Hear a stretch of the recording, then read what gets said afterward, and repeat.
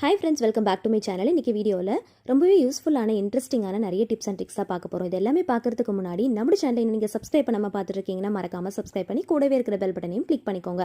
அப்போ தான் நம்ம சேனலில் நான் அடுத்தடுத்த வீடியோஸ் போடும்போது உங்களுக்கு நோட்டிஃபிகேஷன் வரும், நீங்களும் மிஸ் பண்ணாமல் பார்க்கலாம். ஃபர்ஸ்ட் டிப் என்னென்னு பார்க்கலாம். நம்ம வெளியில் எங்கேயாவது போகிறோம் அப்படின்னா கண்டிப்பாக கர்ச்சீஃப் எடுத்துகிட்டு போவோம். சம்டைம்ஸ் நம்மள அறியாமலே அந்த கர்ச்சீஃபை நம்ம மிஸ் பண்ணிடுவோம். அந்த மாதிரி மிஸ் பண்ணாமல் இருக்கிறதுக்கு இந்த டிப்ஸை ஃபாலோ பண்ணிக்கோங்க. நீங்கள் எடுத்துகிட்டு போகிற கர்ச்சீஃபில் ஒரு சேஃப்டி பின்னை வச்சு பின் பண்ணிக்கோங்க. அந்த பின்னை உங்கள் கையில் இருக்கிற வளையல், பிரேஸ்லெட் இல்லை வாட்சில் பின் பண்ணிக்கோங்க. இந்த மாதிரி பண்ணிட்டோம் அப்படின்னா நம்ம கையிலேருந்து அந்த மிஸ் ஆகாமல் இருக்கிறதுக்கு ரொம்பவே ஹெல்ப்ஃபுல்லாக இருக்கும். ட்ரை பண்ணி பாருங்கள். அடுத்த டிப்ஸ் என்னென்னு பார்க்கலாம். நல்ல அகலமான ஒரு பெரிய பாத்திரமாக பார்த்து எடுத்துக்கோங்க. அதில் பாதி அளவுக்கு தண்ணி எடுத்துக்கோங்க. சாதாரண தண்ணி தான் எடுத்திருக்கேன். அதில் ஒரு 1/4 மூடி அளவுக்கு மட்டும் வினிகர் ஆட் பண்ணிக்கலாம். இந்த மாதிரி சேர்த்துட்டு நம்ம வாங்கிட்டு வர வெஜிடபிள்ஸ், ஃப்ரூட்ஸ் எல்லாத்தையுமே இதில் சேர்த்து ஒரு 5 நிமிஷத்துக்கு அப்படியே விட்டுட்டு அதுக்கப்புறம் நல்லா க்ளீனாக வாஷ் பண்ணி எடுத்துக்கோங்க. சாதாரண தண்ணியில் நம்ம வாஷ் பண்ணி எடுக்கிறத விட இந்த மாதிரி வினிகர் கலந்த இந்த தண்ணியில் நம்ம வாஷ் பண்ணி எடுத்தோம் அப்படின்னா அதில் இருக்கிற கெமிக்கல்ஸ் எல்லாத்தையுமே நம்ம சுத்தமாக க்ளீன் பண்ணி எடுத்துடலாம். இப்போ வர ஃப்ரூட்ஸாக இருக்கட்டும், வெஜிடபிள்ஸாக இருக்கட்டும், மேலே பார்த்தீங்கன்னா கெமிக்கல்ஸ் அப்ளை பண்ணி தான் இருக்குது. ஸோ அதனால் இந்த மாதிரி நம்ம க்ளீன் பண்ணி வச்சுக்கிட்டோம் அப்படின்னா நல்லா ஹைஜீனிக்காக யூஸ் பண்ணிக்கலாம். எல்லா காய்கறிகளையும் நம்ம ஒரே டைமில் பர்ச்சேஸ் பண்ணுறோம் அப்படின்னா ரொம்ப நாளைக்கு நம்ம வச்சு ஸ்டோர் பண்ணி யூஸ் பண்ண முடியாது. சீக்கிரமாகவே நம்ம ஃப்ரிட்ஜில் வச்சாலுமே சம்டைம்ஸ் சில காய்கறிகள் கெட்டு போன மாதிரி ஆகிடும். ஸோ இந்த மாதிரி நீங்கள் வாஷ் பண்ணி வச்சிட்டிங்க அப்படின்னா நல்லா ஹைஜீனிக்காக இருக்கும். அதே சமயத்தில் ரொம்ப நாளைக்கு கெட்டு போகாமல் ஃப்ரெஷ்ஷாக வச்சு யூஸ் பண்ணலாம். ட்ரை பண்ணி பாருங்கள். அடுத்த டிப்ஸ் என்னென்னு பார்க்கலாம். நம்ம ஏதாவது வாங்கணும் அப்படின்னா இந்த மாதிரி குட்டி குட்டியாக பாக்ஸ் கொடுப்பாங்க இல்லையா, அதோடைய மூடியில் சின்ன சின்னதாக ஹோல்ஸ் போட்டு எடுத்துக்கோங்க. அதில் ஒரு 2லேருந்து 3 லவங்கத்தை இந்த மாதிரி நல்லா தட்டிட்டு சேர்த்துக்கோங்க. இது கூட கொஞ்சமாக வாட்டர் ஆட் பண்ணிக்கலாம்.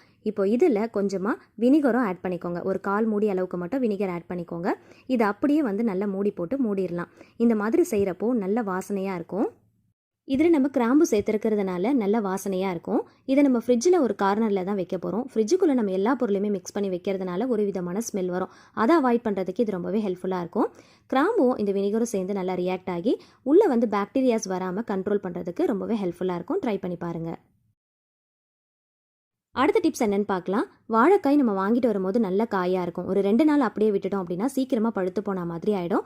அந்த மாதிரி ஆகாமல் இருக்கிறதுக்கு இந்த டிப்ஸ் ரொம்பவே ஹெல்ப்ஃபுல்லாக இருக்கும். அகலமான பாத்திரத்தில் மூழ்கிற அளவுக்கு தண்ணி எடுத்துக்கோங்க. அதில் வாழைக்காயை நல்லா டிப் பண்ணி வச்சிட்டிங்க அப்படின்னா 4லேருந்து 5 நாள் ஆனாலுமே காயாகவே இருக்குமே தவிர பழுக்காது.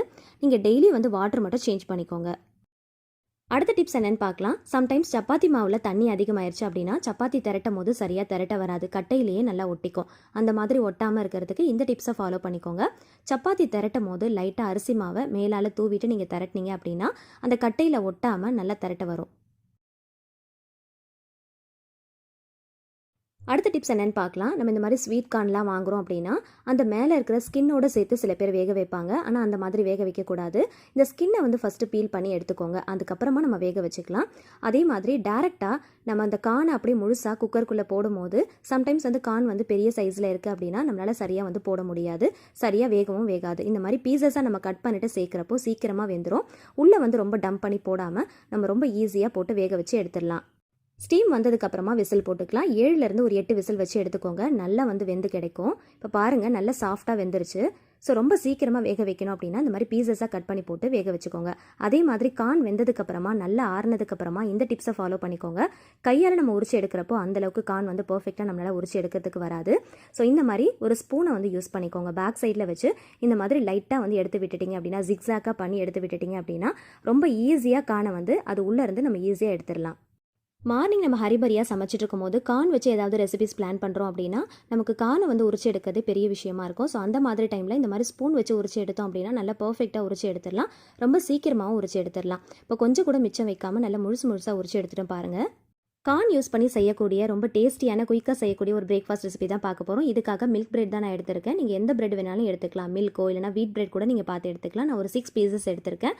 இதை நல்ல ரவுண்டு ஷேப்க்கு நம்ம கட் பண்ணி எடுத்துக்கலாம். இந்த மாதிரி ஒரு கிளாஸோ இல்லை ஏதாவது ஒரு கிண்ணமோ வச்சு நல்ல ரவுண்டு ஷேப்க்கு நம்ம கட் பண்ணி எடுத்துக்கலாம். நீங்கள் விருப்பப்பட்டீங்கன்னா இந்த மாதிரி கட் பண்ணிட்டு பண்ணுங்கள். இல்லைனா டேரெக்டாக பிரெட்டை அப்படியே யூஸ் பண்ணி கூட இந்த பிரேக்ஃபாஸ்ட் ரெசிபியை பண்ணலாம். ஜஸ்ட் குழந்தைங்களுக்கு ஒரு அட்ராக்டிவாக இருக்கணும் அப்படிங்கிறதுக்காக இந்த மாதிரி நான் ரவுண்டு ஷேப்க்கு கட் பண்ணி எடுத்திருக்கேன். இந்த கார்னர் பீசஸை தூக்கி போட்டுறாமல் பிரெட் கிரம்ஸ் நம்ம ரெடி பண்ணி வச்சுக்கலாம். கட் பண்ண பிரெட் பீசஸை லைட்டாக பட்டர் போட்டு டோஸ்ட் பண்ணிக்கோங்க. அதுக்கு மேலே இந்த மாதிரி ஸ்ப்ரெட்டட் சீசஸ் லைட்டாக அப்ளை பண்ணியிருக்கேன். இதுக்கு மேலே நம்ம எடுத்து வச்சிருக்கிற அந்த கானை எல்லாத்துலேயுமே கொஞ்சம் கொஞ்சமாக வச்சுக்கலாம்.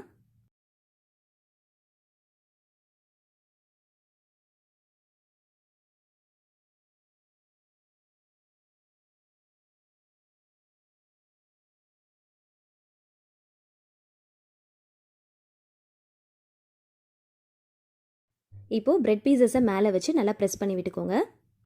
அகைன் பட்டர் அப்ளை பண்ணிவிட்டு டோஸ்ட் பண்ணிவிட்டு சர்வ் பண்ணிக்கோங்க. நல்லா சீஸியாக க்ரன்ச்சியான ஒரு பிரேக்ஃபாஸ்ட் குயிக்காக ரெடி பண்ணிட்டோம். அடுத்த டிப்ஸ் என்னென்னு பார்க்கலாம். இந்த மாதிரி சில்வர் டைப்பில் நம்ம வடிகட்டியெல்லாம் யூஸ் பண்ணுறோம் அப்படின்னா இந்த டிப்ஸ் வந்து ஃபாலோ பண்ணிக்கோங்க. இந்த டைப்பில் இருக்கிற வடிகட்டியை நீங்கள் நல்லா நோட்டீஸ் பண்ணி பார்த்தீங்கன்னா தெரியும், உள்ள குட்டி குட்டியாக அந்த டீ தூள் எல்லாமே அடைச்சிருக்கும். ஸ்டவ் ஆன் பண்ணிவிட்டு லைட்டாக இந்த மாதிரி நீங்கள் மீடியம் ஃப்ளேமில் வச்சுட்டு இந்த நெருப்பை காட்டினீங்க அப்படின்னா அந்த உள்ளே இருக்கிற அந்த டீ தூள் எல்லாமே பார்த்தீங்கன்னா பொசுங்கி போன மாதிரி ஆகிடும். ஸோ இதனால் வடிகட்டிக்கு எதுவுமே வந்து டேமேஜ் ஆகாது. ஸோ இந்த மாதிரி நம்ம பண்ணும்போது லைட்டாக அந்த நெருப்பை மட்டும் தான் நம்ம காட்ட போகிறோம். ஸோ அந்த மாதிரி காட்டுறப்போ உள்ளே இருக்கிற அந்த டீ தூள் எல்லாமே பொசுங்கிரும். இதுக்கப்புறமா கொஞ்சமாக வினிகரும் பேக்கிங் சோடா யூஸ் பண்ணி நல்லா தேய்ச்சிட்டு வாஷ் பண்ணிங்க அப்படின்னா நல்லா பளிச்சுன்னு புதுசு போல் ஆகிடும். இந்த டிப்ஸை சில்வர் டைப்பில் இருக்கிற இந்த வடிகட்டிக்கு மட்டும் யூஸ் பண்ணிக்கோங்க. பிளாஸ்டிக்கில் இல்லை நைலானில் இருக்கிறதுக்கு நீங்கள் கண்டிப்பாக யூஸ் பண்ணாதீங்க. ஃபுல்லாக வந்து பர்ன் ஆகிடும். உங்களுக்கு டிஃப்ரென்ஸ் காட்டுறதுக்காக நான் மிடில் மட்டும் தான் இந்த மாதிரி செஞ்சுருக்கேன். ஸோ இப்போ பார்த்தாலே உங்களுக்கு நல்ல டிஃப்ரென்ஸ் தெரியும். சுற்றி பார்த்தீங்கன்னா அந்த குட்டி குட்டியாக டீ தூள் இருக்குது. அந்த நடுவில் நம்ம நெருப்பு காட்டின அந்த இடத்துல மட்டும் இல்லை பார்த்தீங்களா. அடுத்த டிப்ஸ் என்னென்னு பார்க்கலாம். இந்த மாதிரி சில்வர் டைப்பில் இருக்கிற வடிகட்டி பழசாயிருச்சு அப்படின்னா அதை தூக்கி போட்டுறாமல் இந்த மாதிரி யூஸ் பண்ணிக்கோங்க. அதோடைய கார்னரில் லைட்டாக வந்து பெண்ட் பண்ணிங்க அப்படின்னா ரொம்ப ஈஸியாக பெண்ட் ஆகிடும். ஏன்னா வந்து இது ஸ்டீல் டைப் அப்படிங்கிறதுனால லைட்டாக பெண்ட் பண்ணிக்கலாம்.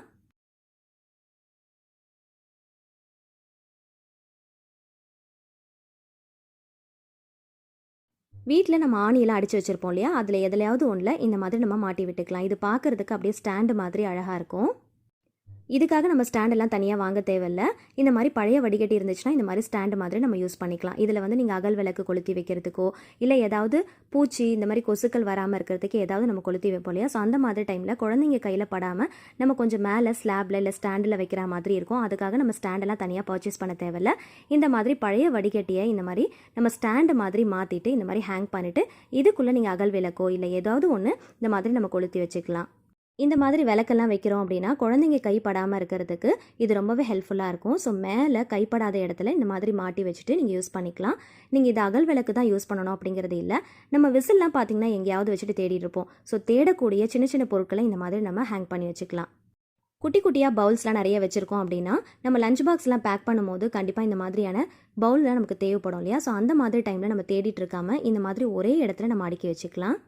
சம்டைம்ஸ் நம்ம சின்ன சின்ன பொருளெல்லாம் எங்கேயாவது வச்சுட்டு தேடிட்டே இருப்போம். ரப்பர் பேண்டாக இருக்கட்டும், சேஃப்டி பின்னாக இருக்கட்டும். ஸோ அந்த மாதிரி பொருட்கள் கூட நம்ம இதில் வச்சு ஸ்டோர் பண்ணி யூஸ் பண்ணிக்கலாம். ஸோ இந்த வீடியோவில் நீங்கள் பார்த்த எல்லா டிப்ஸுமே நம்மளோட டெய்லி லைஃப்க்கு ஏதாவது ஒரு வகையில் தேவைப்படக்கூடிய டிப்ஸ் தான். ஸோ இந்த வீடியோ உங்களுக்கு பிடிச்சிருந்துச்சுன்னா மறக்காமல் லைக் பண்ணுங்கள். உங்களோட ஃப்ரெண்ட்ஸ் அண்ட் ஃபேமிலிஸ் கூட ஷேர் பண்ணிக்கோங்க.